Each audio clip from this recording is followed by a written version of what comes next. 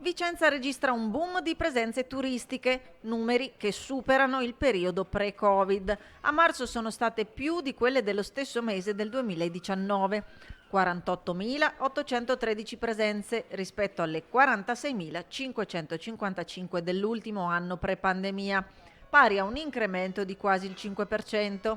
Dati sul primo trimestre del 2022 divulgati dalla Regione del Veneto che rilevano complessivamente da gennaio a marzo 32.394 arrivi e 113.570 presenze.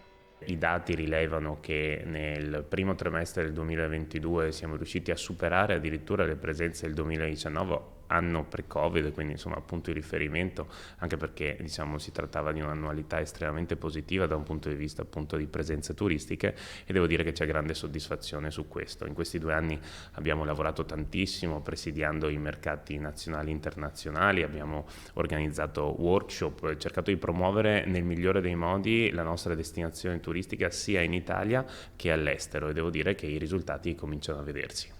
Anche sul turismo straniero c'è una progressiva ripresa. Se infatti nei mesi di gennaio e febbraio il 72% delle presenze era di italiani, stando a quel turismo di prossimità che ha caratterizzato gli anni della pandemia, e il 28% di stranieri, nel mese di marzo gli stranieri sono saliti al 37%. Sono francese, tedesca, spagnola, ungherese, polacca e croata le nazionalità maggiormente presenti e accolte all'ufficio IATA di Piazza Matteotti.